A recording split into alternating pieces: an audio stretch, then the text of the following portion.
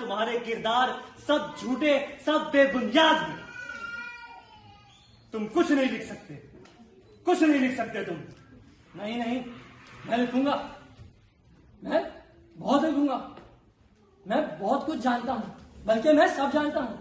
मैं लाया, दिखा दे जरा, हमें भी तो दीदार करा दे। पैसे हम नहीं लाए। क्यों नहीं लाया? क्या बैंक में रखवा दिए हैं? अरे नहीं। तो चोरी हो गए हैं। अरे नहीं, Where is the money? पैसे हम मिल तो गए थे, लेकिन हम यहाँ ला ना सके।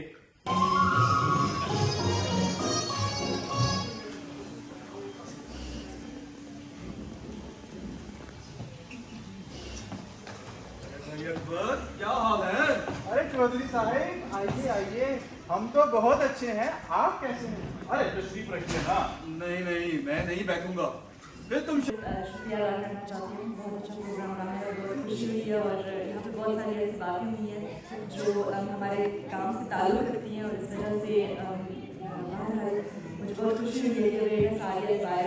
और हम जैसे कि बताया है कि हम पाकिस्तान में भी काम कर रहे हैं, और हमें बहुत लगाव रहा है हमेशा पाकिस्तान और उर्दू ज़ुबान से, और इस वजह से हमारे लिए बहुत ज़रूरी था कि हम कोशिश करें और कुछ ना कुछ जितना हमारे जितना हो सकता है, बस मेरे है जितना, बिल्कुल इतना मुझे। आज की तकरीर में आपके और आप सबको देख के और आप सबसे मिलकर बहुत खुशी हुई, और ज़्यादा खुशी मुझे इस बात की हुई कि हसन रज़ा का एक बहुत पुराना ख्वाब पूरा हुआ है, और मैं इस बात की गवाह हूँ कि उन्होंने ये बात सोची थी और इस बात को माया तकरीर तक लेके आए हैं, जो कि जिसके लिए वो बहुत मुबारकबाद करते रहे हैं। और उन सबको कांग्रेचुलेशन, उन सब स्टूडेंट्स को, उन सब एक्टर्स को जो दूर दूर से यहाँ आए हैं और जिन्होंने परफॉर्म किया है। मेरा नाम आतिफ है। आज हम काफ़ी अर्से से बाद इकट्ठे हुए हैं, तो शो भी बहुत ज़बरदस्त था, तो उम्मीद है कि आगे भी इसी तरह हम करें। Thank you so much. सबसे पहले मैं बताता चलूँ कि उर्दू रेडियो डॉचलैंड क्या था, कैसे उसका क़याम हुआ। तो ये मेरे दिन में देखा हुआ एक ख्वाब था, जिसको मैंने बहुत सालों पहले देखा था कि जर्मनी के अंदर, क्योंकि यहाँ सोशल लाइफ है नहीं है, उदासी है, तन्हाई है, और जैसा कि शफात साहब कह रहे थे कि लोगों को डिप्रेशन और परेशानियाँ बहुत हैं। इन सारी चीज़ों को देखते हुए मैंने सोचा क्यों ना कुछ ऐसा किया जाए कि जिससे अपने लोगों को आपस में जोड़ा भी जाए और लोगों के अंदर कुछ इंटरटेनमेंट और कुछ इस तरह की चीज़ें लाई जाए। और उर्दू ज़ुबान और अदब से मुझे इश्क था, और मैंने जर्मन में भी उन लोगों को ढूंढा है जिन्हें इश्क है, जैसे डॉक्टर एलमुड और बहुत सारे प्रोफेसर को मैंने आज मदऊ भी किया था, लेकिन मसरूफियात की बिना पे वो नहीं आ पाए। वो उर्दू हमसे अच्छी बोलते हैं, लेकिन वो जर्मन है।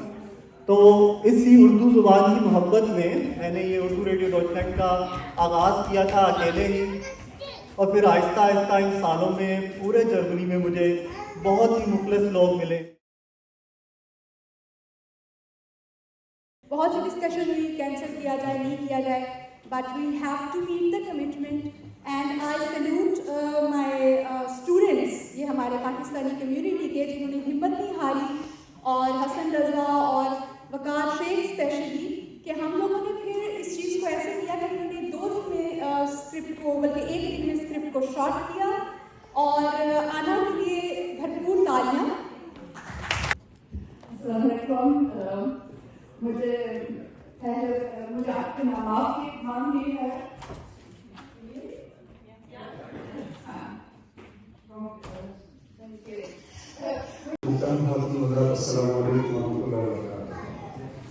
सबसे पहले मैं प्रोग्राम की से बिना हसन साहब और मैं इसको मनोर का पहले शुक्रिया अदा करना चाहता हूँ, जिन्होंने दावत की और हमारी सजाई की।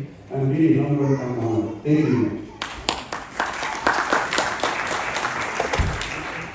और मैं तमाम हाज़रीन का शुक्रिया अदा करना चाहता हूँ, क्योंकि एक प्रोग्राम की कामयाबी हाज़रीन की वजह से किया था, वो मौजूद हो और बड़े दिमाग से देख के प्रोग्राम की कामयाबी निशान काम करता है।